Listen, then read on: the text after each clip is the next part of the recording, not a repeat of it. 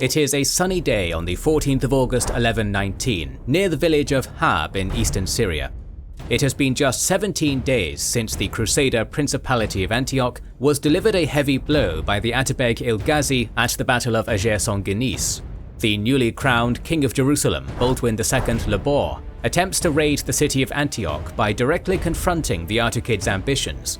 Together with his vassals, assembled from all the Latin states' army, he follows east in an attempt to recover Antioch's holdings and restore the balance of power in northern parts of the Outremer. Then, all of a sudden, the king sees clouds of dust converging towards the marching Christian host. As Seljuk arrows hit Syrian sand on the road to Zardana, the Crusaders realized that the Artukid foe had just arrived to meet them in battle. The future of Antioch, and thus the entirety of Latin northern Syria, was at stake. The Battle of Hab was about to begin. This video was sponsored by our kind YouTube members and patrons. Becoming a YouTube member or patron is the best way to support our work, so we're now providing our supporters with exclusive videos to thank them. Join their ranks to watch the Pacific War series, alongside the First Punic War, Sulla's biography, the Italian War of Unification, Risorgimento, the Russo-Japanese War, Albigensian Crusade, History of Prussia, and much more. 80 or so exclusive videos in total. In 2024, YouTube members and patrons will watch series on the Fall of Sparta, the Reconquista, Second Punic War, Spanish War of Succession, and Russian Civil War, and will continue getting early access to all videos, access to an exclusive Discord server, will know our schedule, and vote on future videos. YouTube member and patron support allows us to keep the majority of our videos free in a world where YouTube monetization income is very uneven. If you want to support our work, join their ranks today via the link in the description and pinned comment. Thank you. The event that took place at the Field of Blood sent shockwaves across the entirety of Syria. As soon as Raynal of Mazwa arrived in Antioch, announcing the Latin defeat, the citizens of that city were stricken by panic. Only the local patriarch, Bernard of Valence, and Roger's widow, Cécile, managed to ease the tensions. Temporarily taking charge of the city, Bernard ordered the people of Antioch to mount their heavily fortified walls and gather supplies for any possible attack. Nevertheless, with Roger of Salerno and his army gone, the city of Antioch was practically defenseless against the might of Ilghazi. The victorious Artukid had sent several raiding parties, including some which had reached as far as St. Simeon's harbour, and even managed to reach and sack the outskirts of Antioch itself. The de facto ruler of Antioch, Bohemond II, was still too immature to rule, so Antioch's fate lay in the hands of Baldwin II, King of Jerusalem. Together with Pont of Tripoli and Josselin of Courtenay, Labor had already assembled a powerful host under the relic of Jerusalem's Holy Cross. Previously, they attempted to reinforce Roger's army. However, upon hearing of Antioch's defeat at Latakia, the undeterred Baldwin II rushed his force further north to aid the city as quickly as possible. This forced march had paid off for Labor. When the Jerusalem and Tripolitan armies had entered the principality, they encountered not the bulk of Ilghazi's army, but only a few small Turkoman raiding parties, which they managed to easily repel from the city's outskirts. On the first days of August 1119, just a week after the Battle of Ager Sanguinis, King Baldwin Labor, Pont and Josselin entered Antioch. Relieved by Baldwin's arrival, the entire city welcomed the King of Jerusalem as a hero. Baldwin II took command of the city with the Patriarch's permission, and called for every remaining knight in the principality to prepare for an inevitable showdown with the Artukid warlord. He also guaranteed safety for Antiochene citizens by sending several squadrons out to drive off any additional waves of Turkoman raiders back beyond the Orontes River. With the matters near Antioch secured, Baldwin Labor could finally focus all his efforts on dealing with the threat of Ilghazi. Meanwhile, in Aleppo, Ilghazi had celebrated his victory over Roger by massacring all remaining Antiochene knights in his captivity. Despite winning a decisive engagement, the Artukid leader realized that he needed to possess more men to overwhelm Antioch itself. Thus, he decided to seize bordering Latin towns and castles east of the Orontes River in order to secure them as potential bases for his campaigns in the future. Ilghazi's ambitions to seize Antioch proper were bolstered when his Damascene ally Tughtekin joined the Artukid force. This allowed the Lord of Mardin and Aleppo to nearly double the size of his forces. His confidence grew even stronger when he finally moved towards the Antiochian border and besieged neighbouring castles, starting with Athrib. Athrib's feudal lord, Alor, had not been present due to Baldwin Labor's orders to rally all the Latin forces in Antioch. Because of this, the Antiochian fortresses to the east were basically defenceless. Without hesitation, Kerep, Athrib, and many other bordering castles surrendered to the Artakids on the condition that all the Christians within should be spared and allowed to retreat to Antioch safely, which Ilghazi surprisingly often agreed to. This was the fate of the crucial fortress of Zardana, governed by Robert the Leper. Yet again, the absence of the castle's lord and the lack of a properly established chain of command during his absence forced the defenders to surrender to the Artakids. The successful capture of all these fortresses paved the way for Ilghazi to strike at his next target, the city of Antioch itself. By that time, Baldwin II had already arrived at the principality's capital and rallied the knights from Antioch, Edessa, Tripoli and Jerusalem to face off the Artakid onslaught. As the retreating troops and civilians from Athrib and Zardana gave word about the Saracens breaking through the Latin frontier, the king couldn't wait any longer. Baldwin II had already been aware that without relieving these strongholds, the city of Antioch would constantly be threatened by Muslim Atabegs.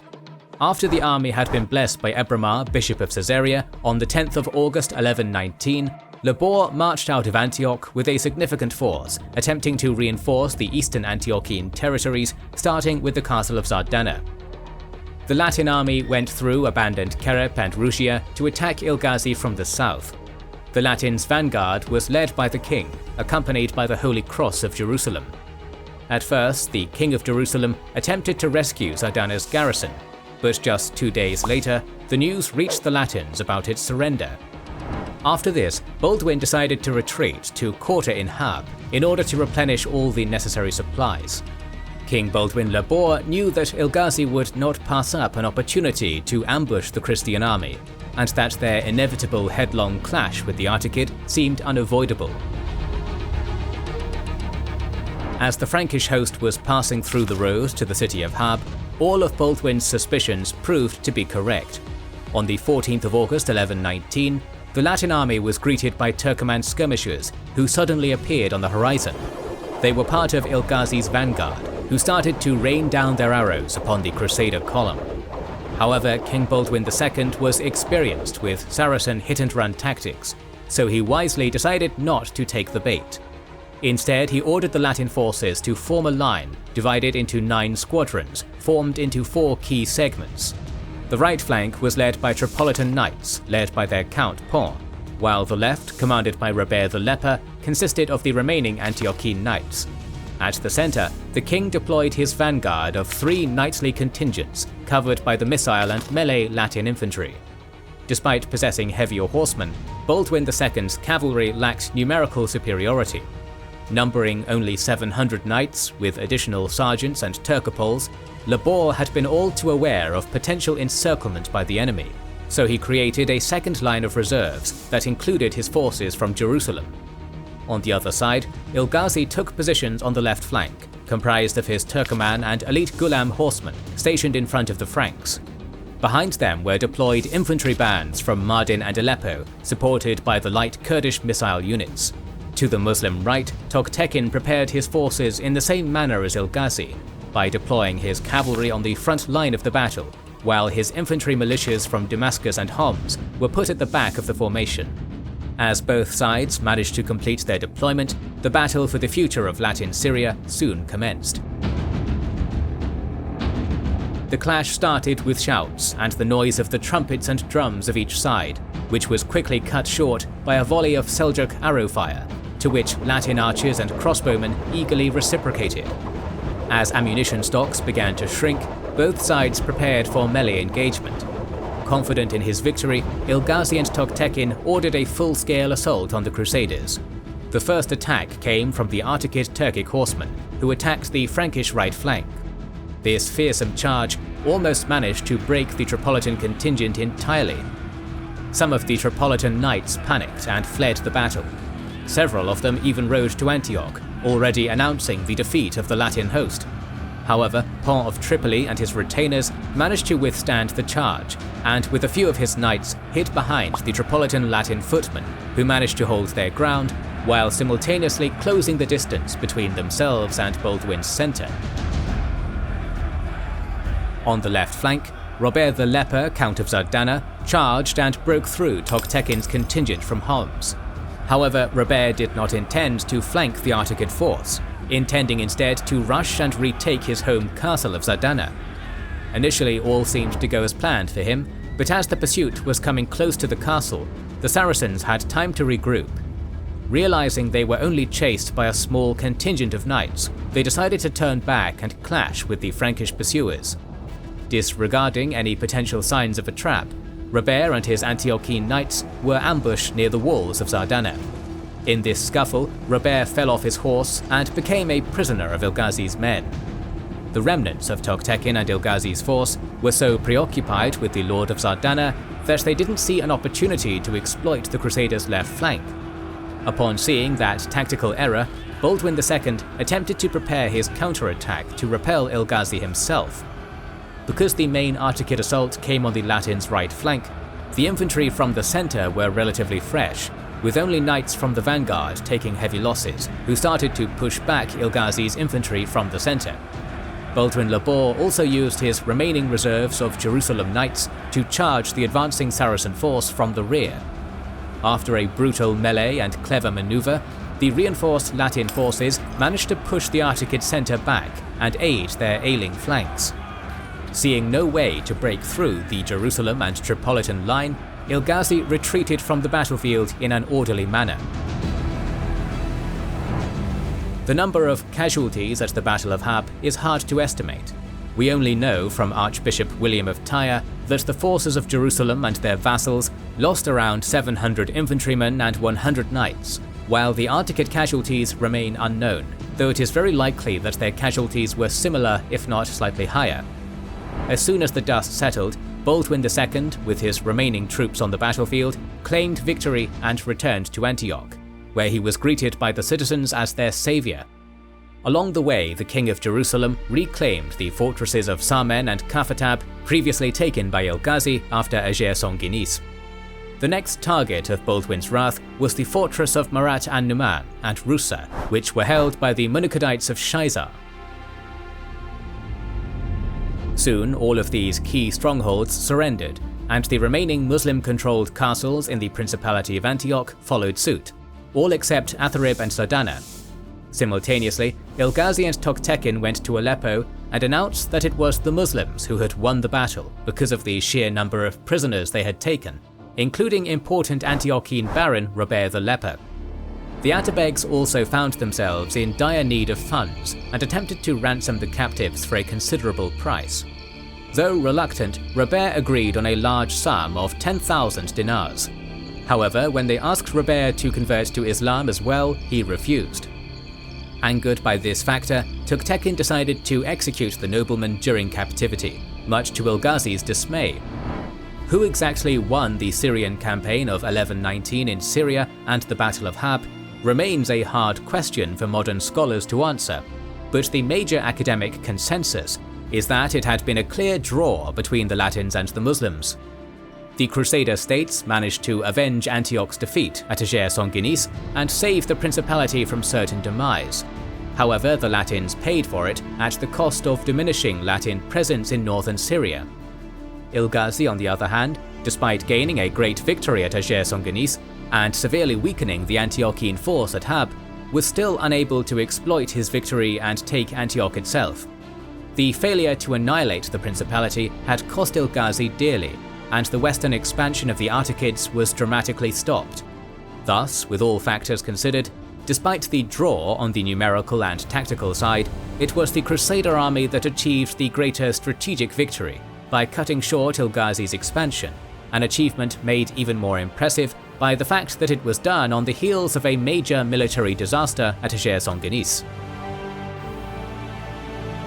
The dramatic showdown at Hab between the Latins and Ilghazi had a major impact on the northern lands of the Outremer. The survival of Antioch's principality and stabilization of the Syrian frontier came at a great cost to the Crusader states. King Baldwin Labor knew that the only way to secure the principality was to take charge of Antioch until Bohemond II came of age. In Labor's absence, power in the city was held by its patriarch Bernard of Valence. Additionally, Baldwin honoured his agreement with Jocelyn of Courtenay by installing him as the Count of Edessa, which, together with sending him additional troops, allowed the Latins to stabilise the situation in Edessan territory as well. However, the damage of the 1119 campaign was much more visible in Antiochian territory. Alongside all the Norman elite that had built the de Hauteville domain in Antioch, Baldwin needed to strengthen its frontier by allowing his Jerusalem knights to integrate with them in the lands of northern Syria by giving lands and titles in the region. Oftentimes, this was done by encouraging Baldwin's knights to marry the widows of Antiochian knights who had fallen at Ager Sanguinis. This policy showcased Antioch's declining power in the Middle East and further dependence on Jerusalem's overlordship, a far cry from the times of Bohemond I and Tancred. Ultimately, the Battle of Habs would not be the last time that the power of the Latins in Syria would be put to the test. In our next video, we will talk about the Venetian Crusade of 1122. So make sure you are subscribed and have pressed the bell button to see it. Please consider liking, subscribing, commenting and sharing, it helps immensely. Recently, we have started releasing weekly Patreon and YouTube member exclusive content. Consider joining their ranks via the link in the description or button under the video to watch these weekly videos, learn about our schedule, get early access to our videos, access our private Discord, and much more. This is the Kings and Generals channel, and we will catch you on the next one.